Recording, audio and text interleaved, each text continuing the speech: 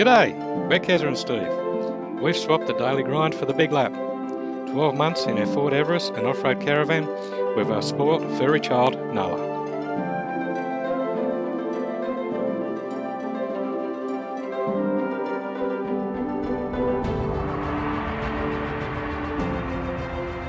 It's all about adventure before dementia. Making memories one magical campsite at a time. Please follow us along on our journey.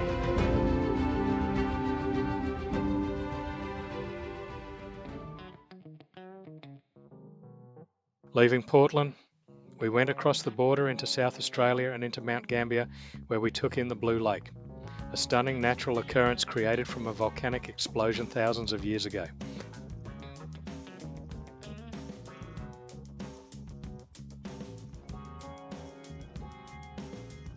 How stunning is this? Just a pity it is so cold.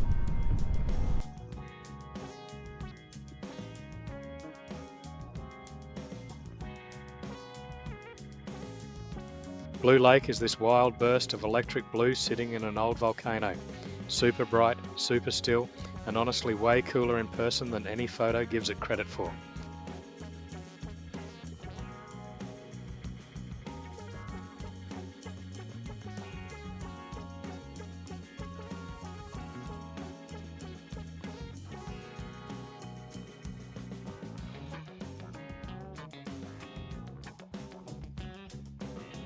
We then continue on our way and end up in Kingston, SE. Kingston, SE is a coastal town in South Australia, located on the shores of Lacepeed Bay, hope I said that right, in the Limestone Coast region. Kingston, SE grew from a mid-1800s coastal settlement into a small port town.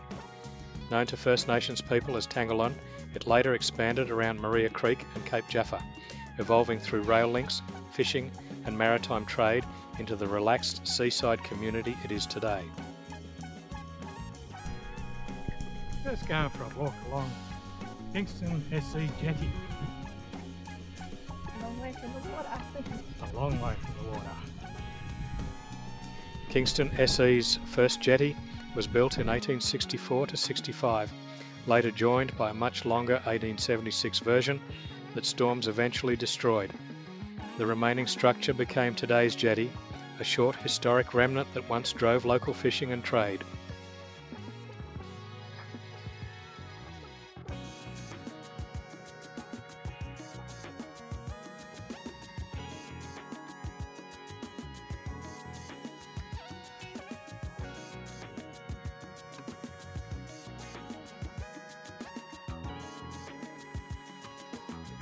This is also the home to the Big Lobster.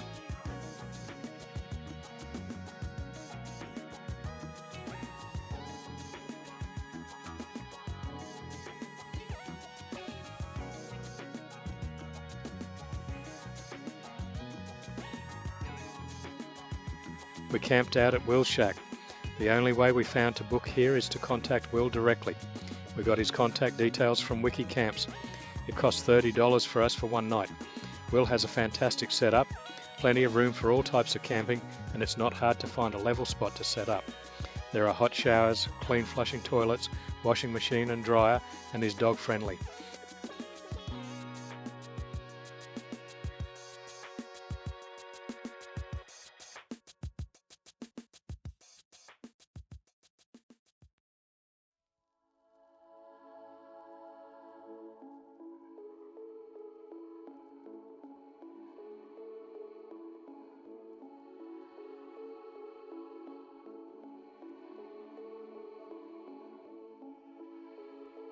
As the sun started to set, we went for a walk along Long Beach.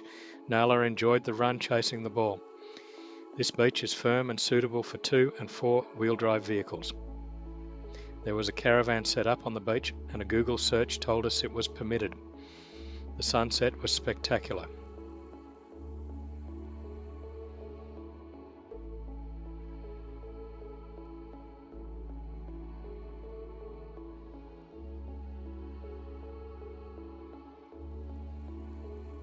Enough, Stella.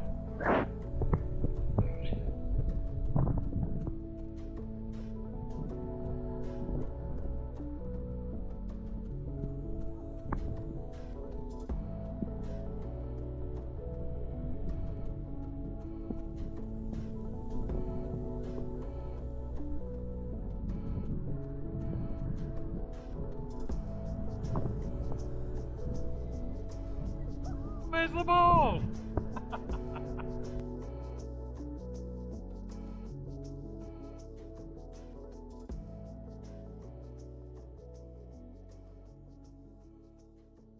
We'll shack in Kingston, SE, and we're heading to Victor Harbour.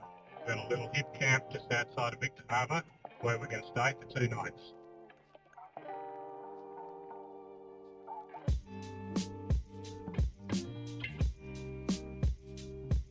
If you're wondering why Kingston SE is called Kingston SE, it's because there was another Kingston in South Australia on the Murray, which is now called Kingston on the Murray. The drive to Victor Harbour was very picturesque. We drove alongside Coorong National Park with its lakes full of bird life, and salt lakes, some of which are meant to be pink, but we didn't find any pink ones.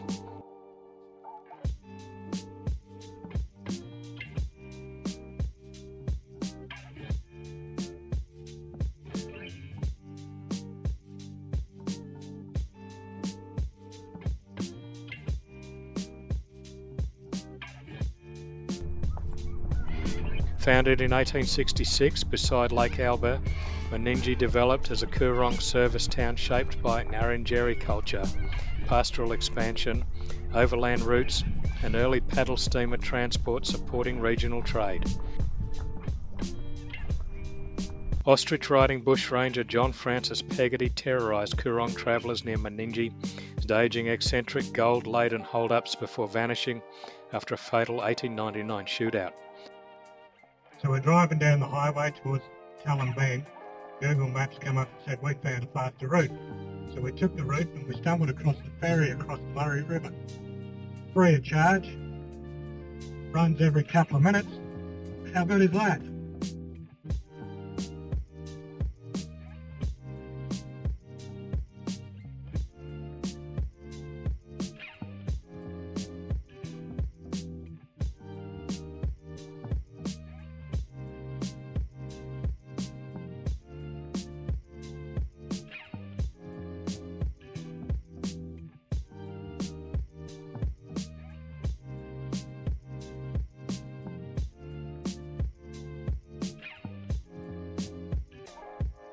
As we head away from the ferry, we come across what looks like an organised Porsche drive heading its way.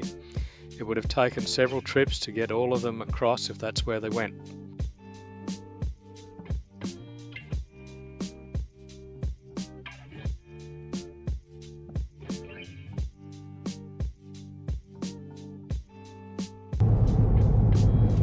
As we get closer to Adelaide, we're getting into the wine country, lots of grapevines around, lots of fresh produce on the side of the road.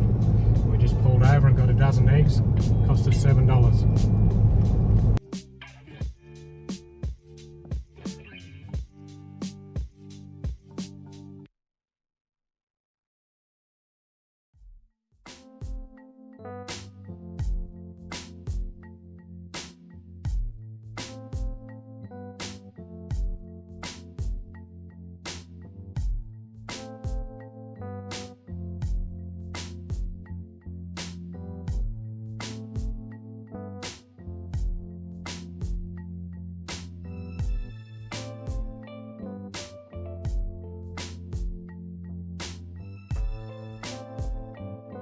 We stopped for lunch at Strathalbyn. Established in 1839, Strathalbyn evolved along the River Angus as a Scottish-influenced rural township, later expanding through agriculture, milling and transport links that connected the settlement to Adelaide, Goolwa and the wider Fleurier region. This is a very beautiful and tidy town.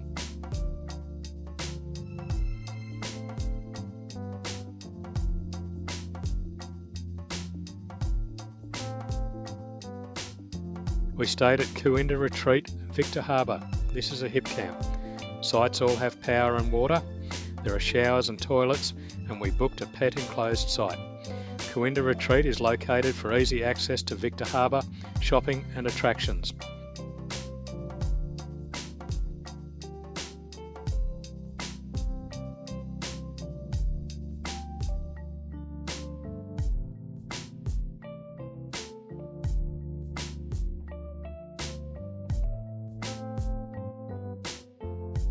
Victor Harbour grew from an 1830s whaling base into a major south coast port, later becoming a holiday town famed for Granite Island, the historic causeway, coastal rail links, and its long association with Ngarrindjeri culture and Southern Ocean trade routes.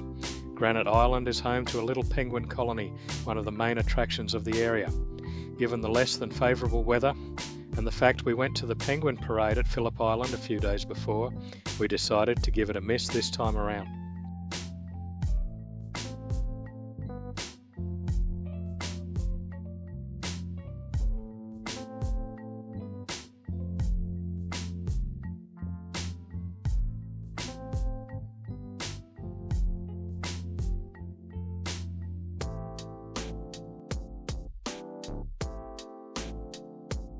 Victor Harbour in summer, it just feels alive. The old cockle train rolls in with that familiar rumble, a living piece of south coast history. Born from the 1850s horse-drawn tramway between Goolwa and Port Elliot, this line once carried cargo, mail and cockle gatherers along the rugged coastline. Today it's pure nostalgia. The journey starts at Victor Harbour Station, easing past the foreshore before climbing the cliffs toward Port Elliot. Waves crash below, gulls wheel overhead, and every curve reveals another stretch of that wild Southern Ocean.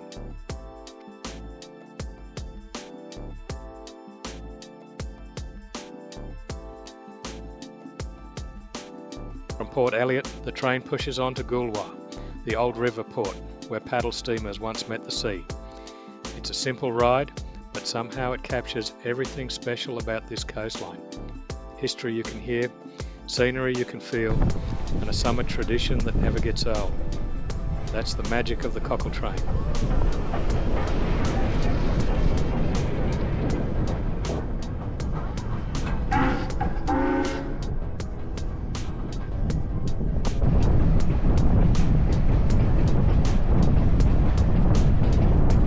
There is something special about sitting in a carriage being drawn by a steam train.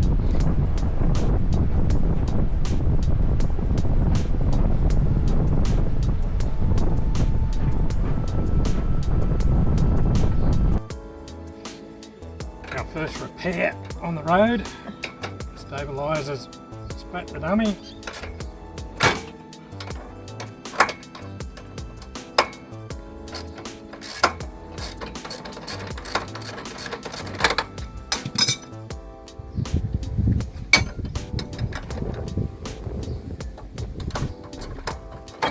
$185 for a new one. Normally about $90 where we get them from in Canberra.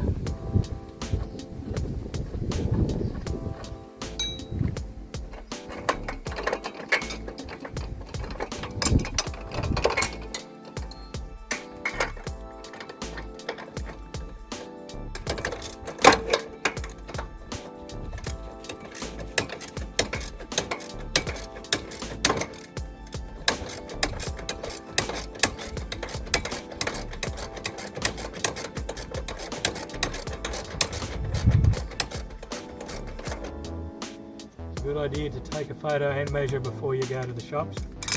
We got there and there were so many different ones we didn't know which was the right one to choose.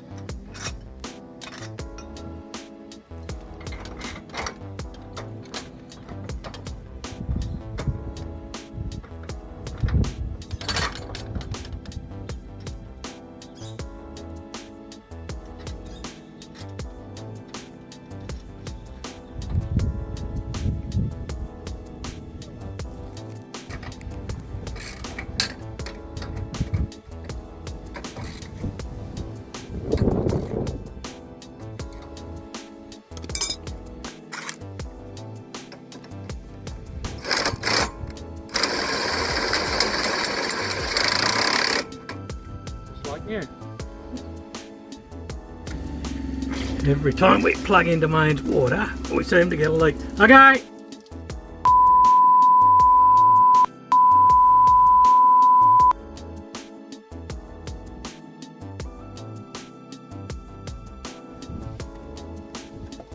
To me, it seems as though these things are not long enough.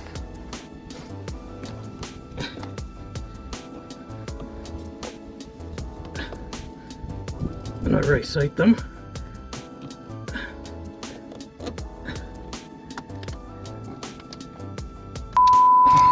Fuck's sake. I reseat it, and it seems to fix the problem until the next time. It's always the same one though.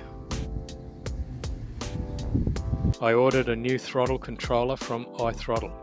We use the Australia Post parcel locker service to get it delivered to us. How good is it that you can get things sent to you using this service while you are on the road? From Victor Harbour, we head to Rapid Bay Campground for one night before heading to Kangaroo Island. Rapid Bay Campground is a council site. Cost is just $12.50 per night. Ridiculously cheap. We got a prime position right on the beachfront. There are toilets but not much else. But what else do you need if you get to experience this? The campground sits right on the shoreline, open and simple, with the waves rolling in just metres from where you set up. On calm days, the bay turns almost glassy, revealing sand, seagrass and flashes of fish beneath the surface.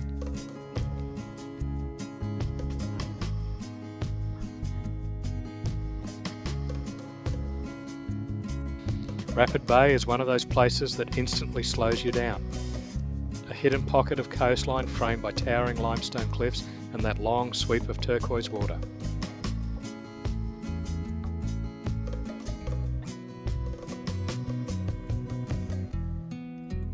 This coastline carries a surprising amount of history.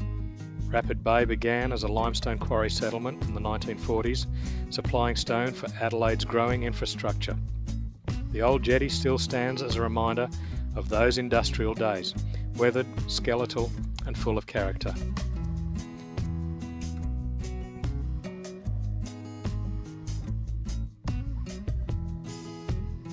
Beside it stretches the newer jetty, now famous among divers and snorkelers. Beneath the pylons, leafy sea dragons drift like tiny underwater dragons, and schools of reef fish weave through the shadows.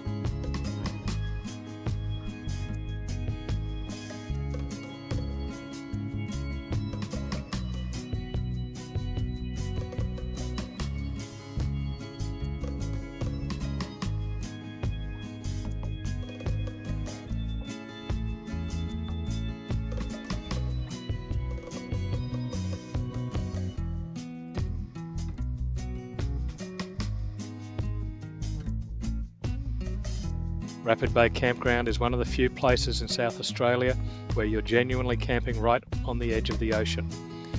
Your site sits only a few metres from the shoreline. No dunes, no long walk, just open space and the sound of waves rolling in. When you wake in the morning, the water is right there in front of you. At high tide, it feels like the sea almost reaches your feet. It's the kind of closeness that changes the whole experience. The smell of salt in the air, the constant hush of the bay, and that feeling that you're living with the coastline, not just beside it.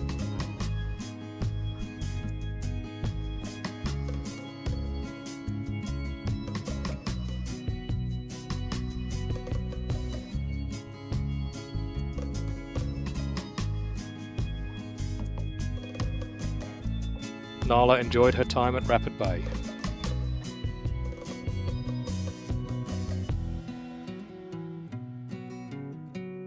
The iconic cave at Rapid Bay feels like a doorway into the coastline's past, carved deep into the limestone cliffs by decades of wind and waves. At low tide, you can wander right inside. The ocean echoes off the stone walls, light spills through the entrance, and the whole place feels ancient and powerful. It's only a short walk from the campground, but it's one of Rapid Bay's most unforgettable spots.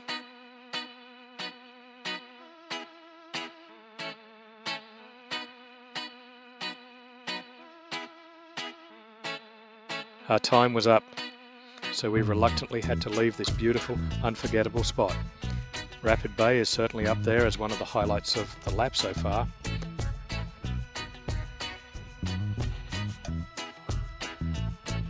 We head to Cape Jarvis. On the way in, we take in the scenic views with Kangaroo Island in the distance.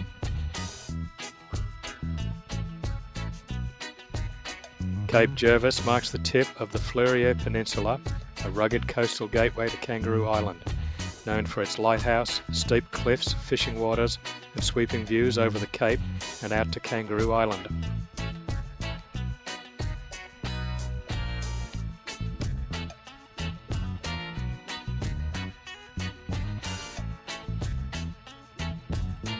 To get onto the ferry, many have to back in. Luckily, I was confident enough to do this. I did see a couple of drivers, not towing, struggle to make the 40 metres or so onto the boat. The only way to experience Kangaroo Island is by flying in or taking the ferry. To take your four-wheel drive and caravan across is expensive. Really, really expensive. It is one of them cases where you know you are paying a premium because they can charge it and get away with it.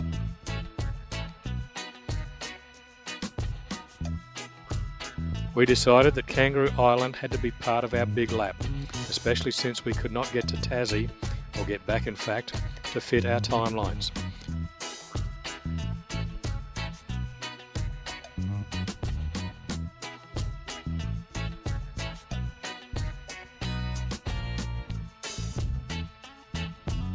Arriving at Kangaroo Island, you are greeted by crystal clear, striking blue waters.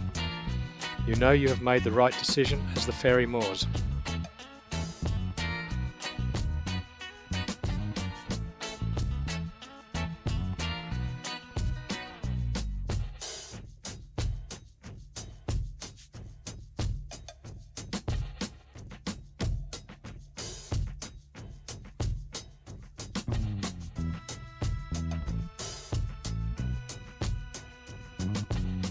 This ends this episode. In the next episode, we encounter wildlife close up, stunning beaches, and great food. If you enjoyed this episode, hit like, subscribe, and stay with us for the next chapter. Thanks for being part of the story. Cheers for now, Keza and Steve.